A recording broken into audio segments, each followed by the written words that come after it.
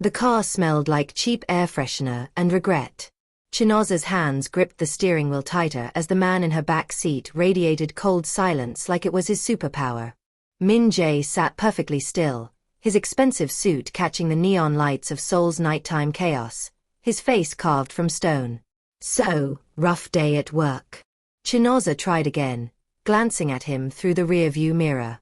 Nothing. Not even a flicker. Because mine was terrible.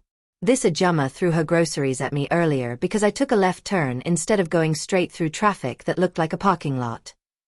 Min Jae's jaw tightened. I paid for silence. You paid for a ride, Chinoza shot back, her Igbo accent thickening the way it always did when she was annoyed. Silence costs extra. That's the premium package. His eyes finally met hers in the mirror, dark and unreadable. How much?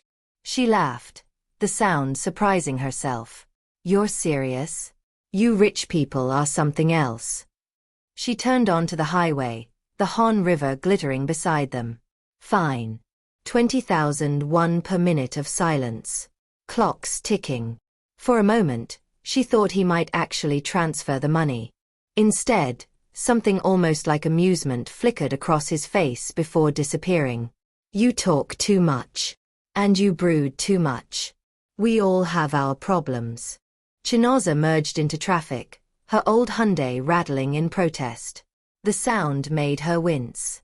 She'd been ignoring that noise for 3 weeks now, the same way she'd been ignoring the hospital bills stacked on her kitchen counter.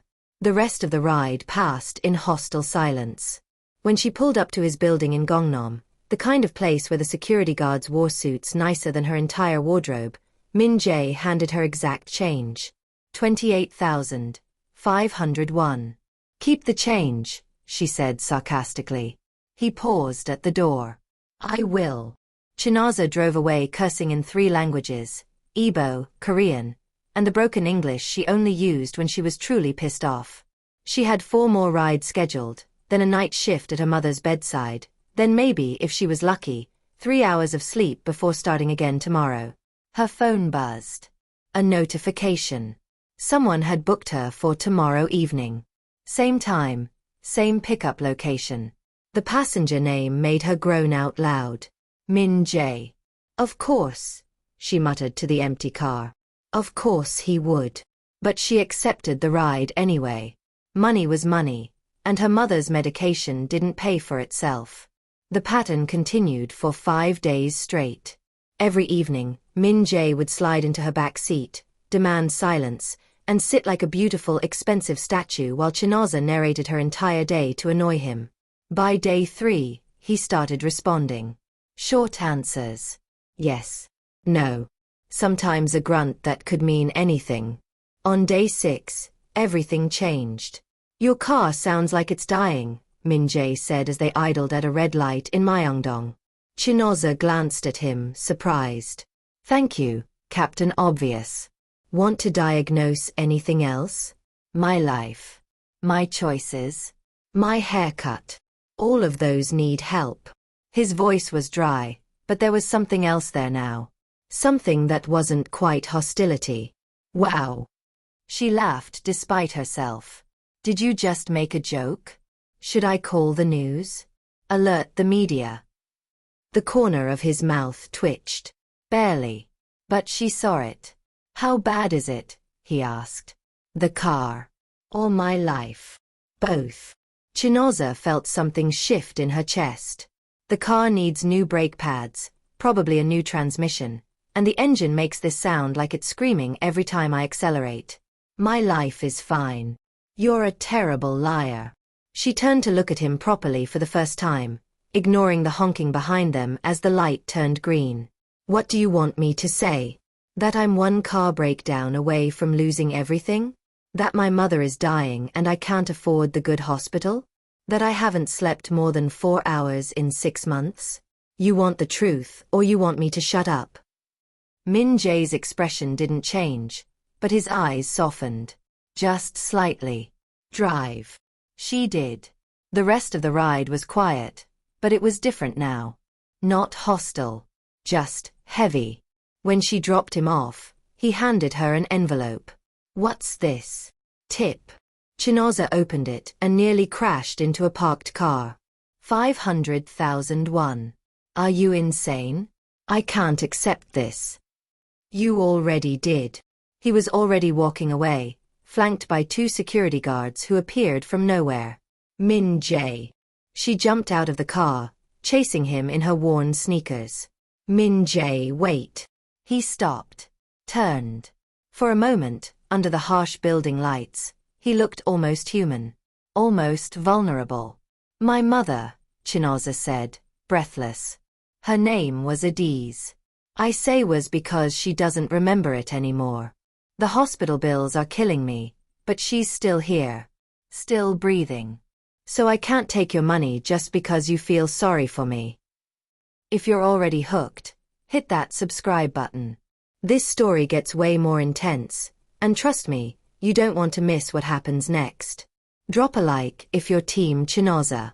I don't feel sorry for you, Min Jae said quietly. I respect you. There's a difference. He glanced at the envelope in her hand. Use it. Don't use it. I don't care. But your car won't make it another week, and then what? He was gone before she could respond, disappearing into his building like smoke. Chinaza stood there, envelope trembling in her hands, and for the first time in months, she cried. Not from sadness. From something worse. Hope. The mechanic looked at Chinaza like she'd asked him to rebuild a spaceship. 4 million won. Minimum. Her stomach dropped. 4 million. 4 brake pads. 4 brake pads, transmission, engine work, and whatever else is holding this thing together with prayers and delusion. He wiped his hands on a greasy rag, shaking his head. Honestly, Ajumma, you should sell it for parts. Chinaza wanted to scream. Instead, she smiled the way her mother taught her, the way Igbo women smiled through everything. Thank you. I'll think about it. She called an actual taxi to get home, watching her Hyundai sit broken in the garage like a betrayal. Without the car, she couldn't work. Without work, she couldn't pay for her mother's care. Without her mother, she had nothing left in this country that had never quite felt like home.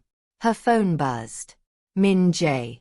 Pickup request for tomorrow evening. She typed back quickly. Car's broken. Can't drive. Sorry. 3 dots appeared.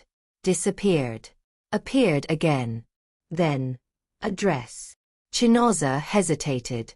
Giving rich strangers your address in Seoul was how horror stories started. But something about Min Jae, something about the way he'd looked at her last night, made her trust him. Or maybe she was just desperate. She sent her location. 20 minutes later, a black Mercedes pulled up outside her apartment building in Itaewon. Min Jae stepped out, followed by his ever-present security detail. He looked different in casual clothes. Younger. Almost approachable. Chinaza met him at the entrance, arms crossed. What are you doing here? Your car, he said simply. Where is it? At the mechanic in Hongdae. But I can't afford to fix it, so it doesn't matter. It matters. He pulled out his phone, typed something, then looked at her. What's the shop's name? No, Chinaza stepped closer, close enough to smell his cologne, something expensive and subtle. No, you're not doing this. I already told you I can't take your charity. It's not charity. It's an investment. In what? In the only driver in Seoul who isn't afraid to tell me I'm being an asshole. His lips quirked into something almost like a smile. You have no idea how rare that is. Chinaza wanted to argue, wanted to refuse. But her pride was a luxury she couldn't afford anymore. I'll pay you back. Everyone. I know you will. He was already typing again. Give me the shop details. She did.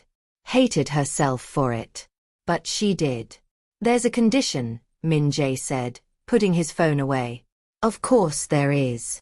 You stop taking rides after 10 p.m. Seoul isn't safe for women alone at night. Chinaza laughed. The sound bitter. I'm an Igbo woman who moved to Korea alone, learned the language in 6 months, and survived 3 years of people pretending I don't exist. I think I can handle late-night rides. I'm sure you can. His voice dropped lower, more serious. But I can't. The words hung between them like a confession. Chinoza's breath caught. Can't what? Handle knowing you're out there. Alone. In danger. Min-jae looked away, jaw tight. Just say yes, Chinoza. Hearing her name in his voice did something to her. Something dangerous. Fine.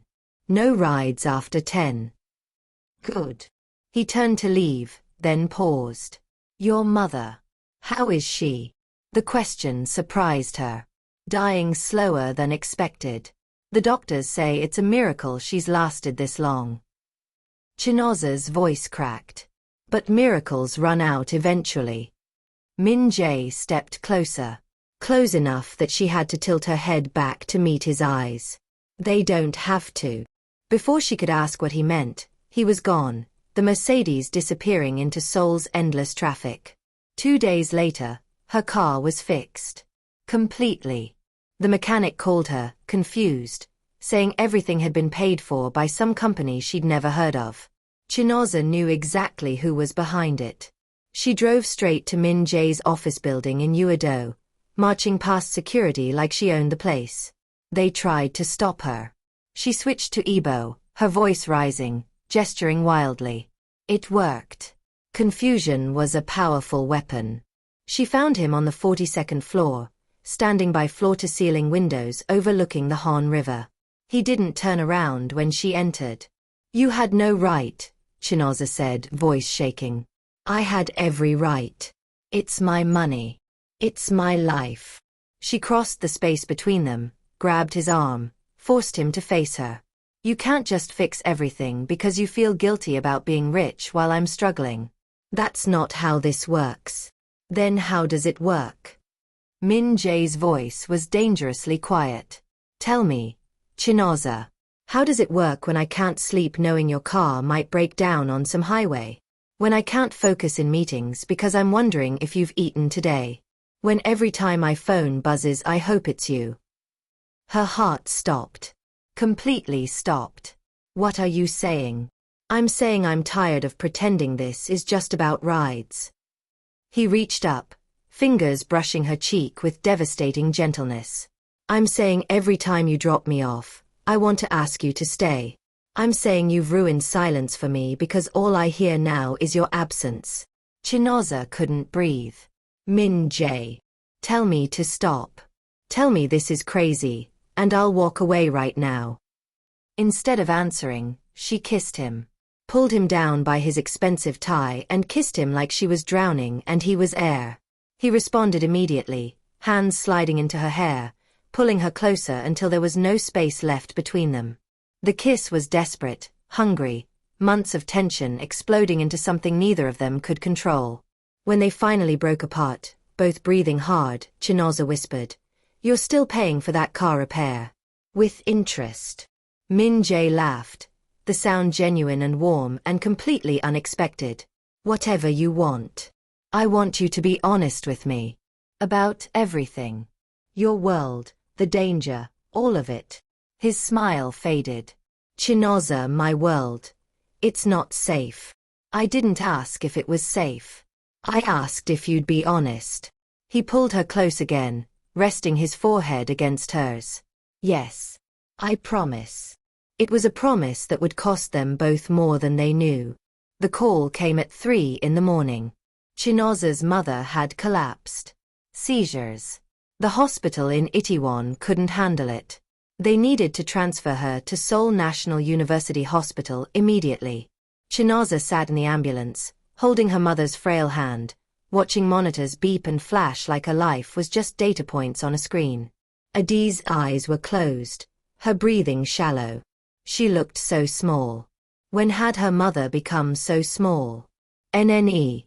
Baiko. Please. Mama. Not yet. I'm not ready. Chinoza whispered in Igbo, tears streaming down her face. You have to fight. You always fight. But her mother didn't respond, didn't squeeze back, just kept breathing those terrible rattling breaths that sounded like goodbye. The hospital was chaos. Forms to sign, decisions to make, numbers that made Chinoza's vision blur. The doctor, a tired woman with kind eyes, pulled her aside. "We can move her to intensive care, but I need to be honest with you.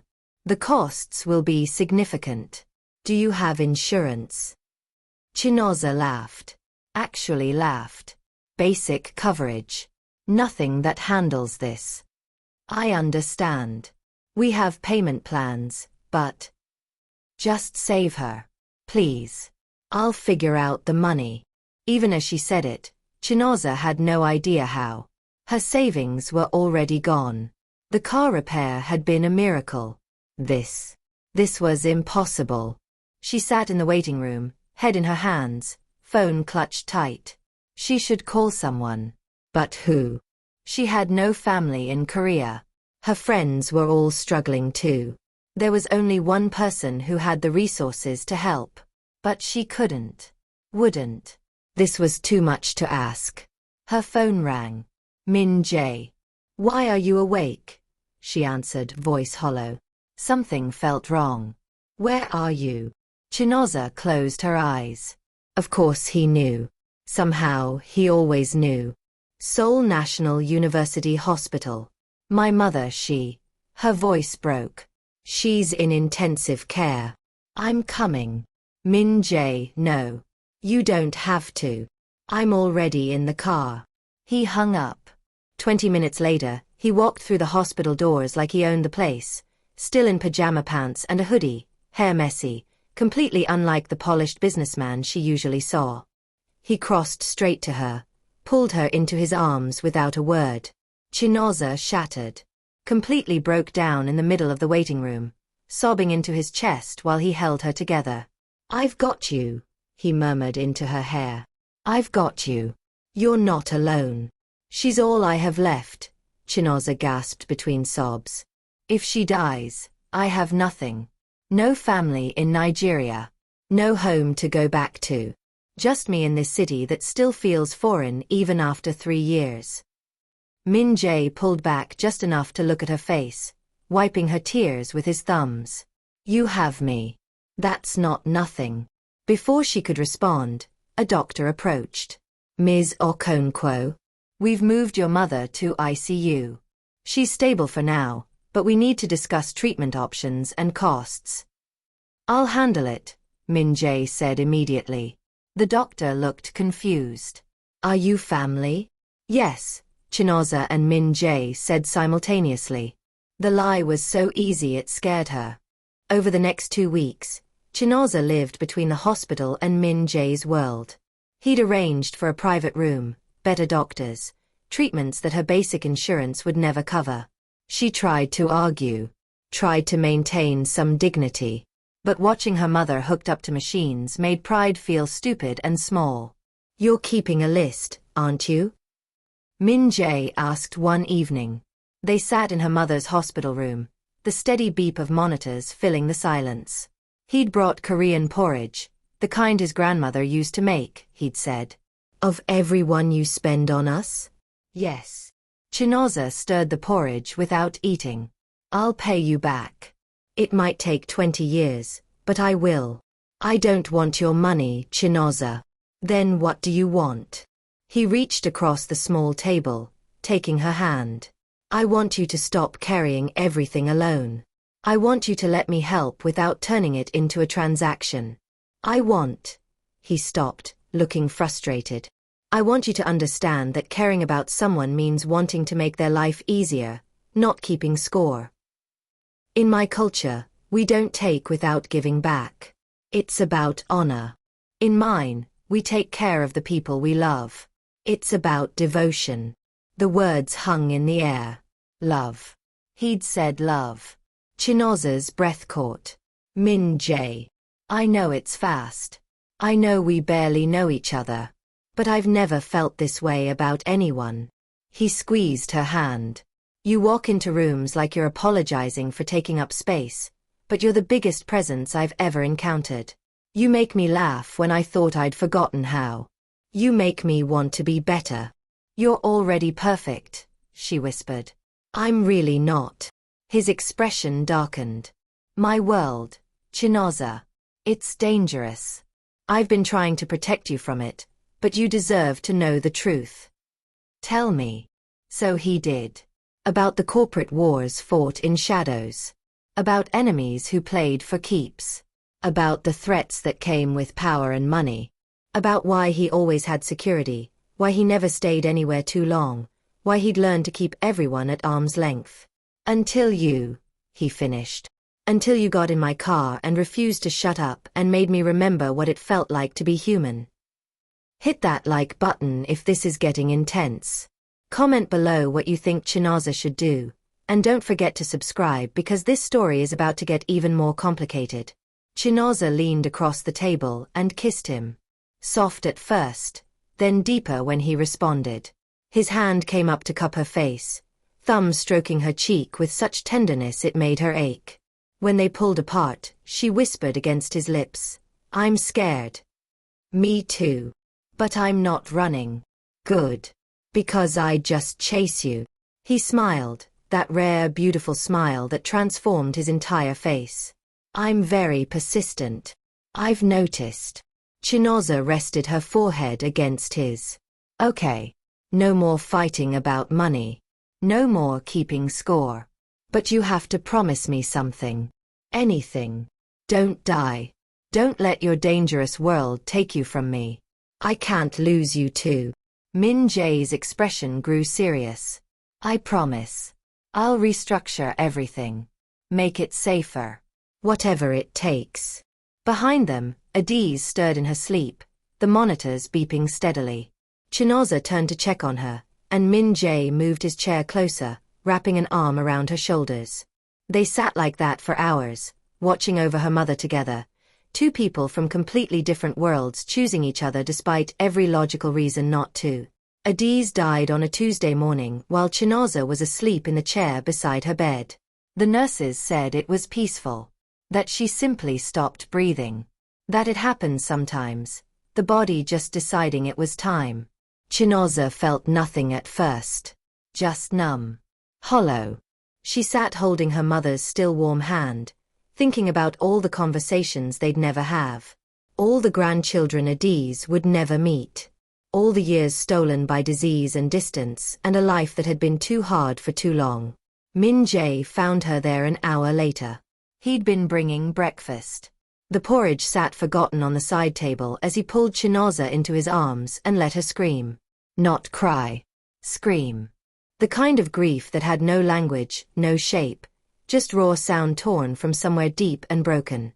She never got to see me happy, Chinoza gasped when she could finally speak. She spent 3 years watching me struggle, and she never got to see it get better. She knew, Min Jae said quietly, stroking her hair. Mothers always know. The funeral was small.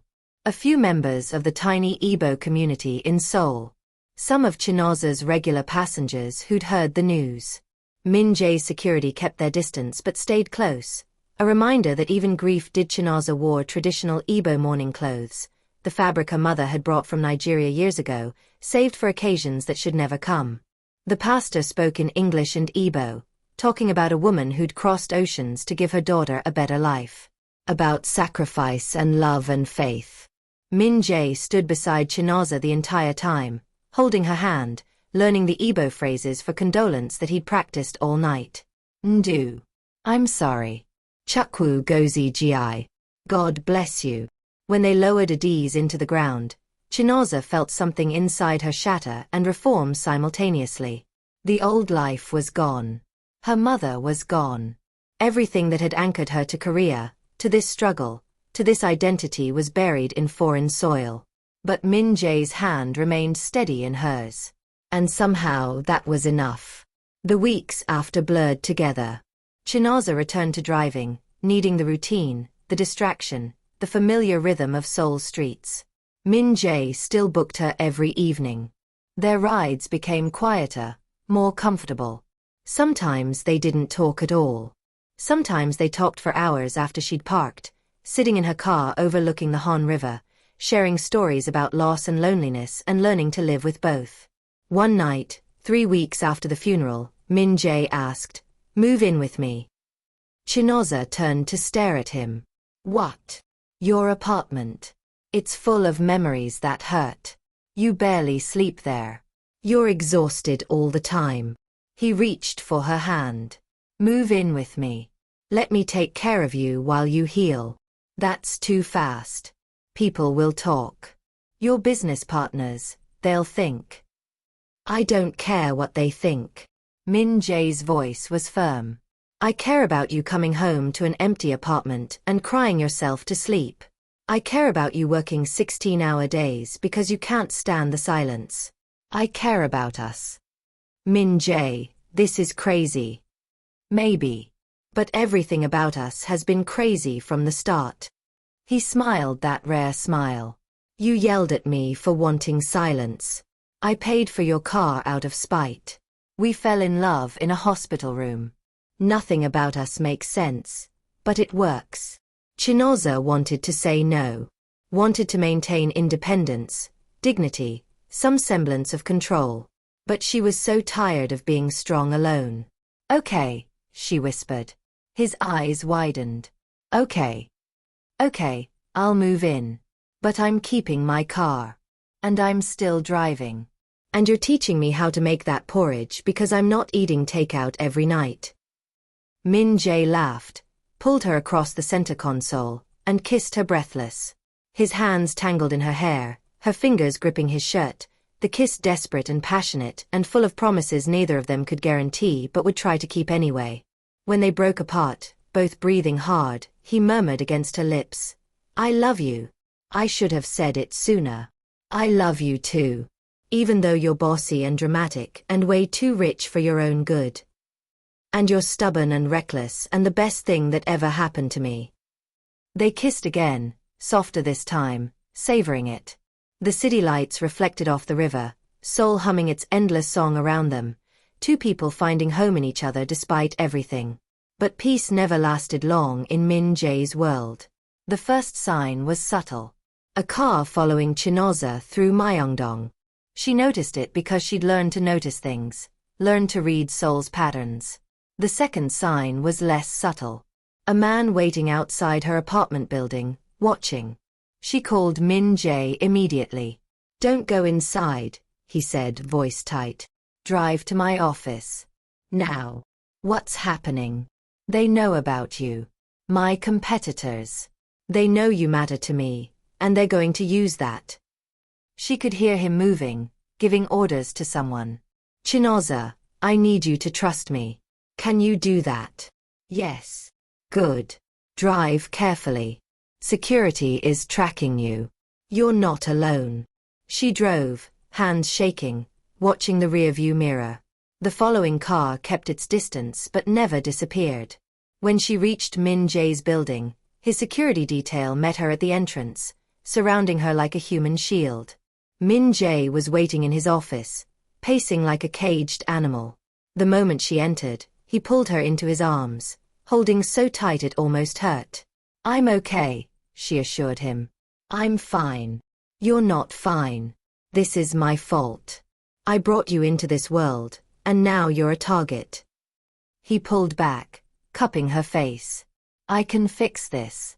I can restructure everything, pull back from the deals that made me enemies, but it'll take time.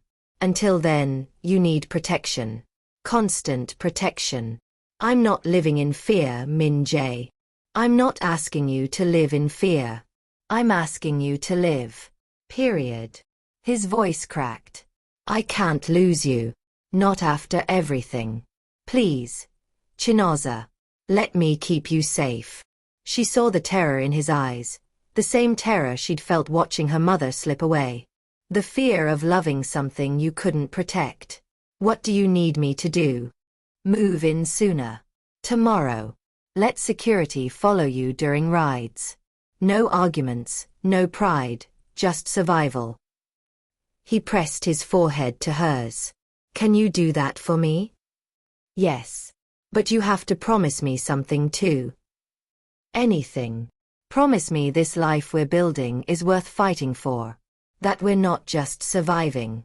That we're going to actually live. Min Jae kissed her then, slow and deep and full of every promise he couldn't speak. When they finally broke apart, he whispered, I promise. We're going to have everything. Safety, love, a future. All of it. Then let's fight for it. They moved her things the next day. The apartment Min Jae had arranged overlooked the Han River, spacious and bright and nothing like the cramped studio she'd shared with her mother's memory. Chinaza stood at the window, watching the city sprawl endlessly, feeling both lost and found. Min Jae wrapped his arms around her from behind, resting his chin on her shoulder. What are you thinking? That my mother would have loved this view. That she would have lectured me about moving in with a man before marriage. That she would have loved you anyway because you make me smile. I wish I'd met her. She knew about you. Near the end, when she was still lucid, I told her. She said in Igbo, a man who fixes your car without asking is a man who will fix your heart the same way. I didn't understand then. But I do now. They stood there as the sun set over Seoul, two people from different worlds who'd found each other in the back seat of a Hyundai and decided to stay. The road ahead was uncertain, dangerous even. But they'd face it together. Min Jae turned her around, tilting her chin up. Ready for this life? Chinaza smiled, really smiled, for the first time since her mother's death. With you. I'm ready for anything. He kissed her as the city lit up around them, golden hour turning everything beautiful. And for once, the silence between them was perfect. Because sometimes the best love stories don't make sense. They just make you whole. If this story touched you, smash that subscribe button and drop a comment telling us where you're watching from. Share this with someone who believes in love that defies logic. And remember, the best things in life are worth fighting for, even when the odds are impossible. Especially then.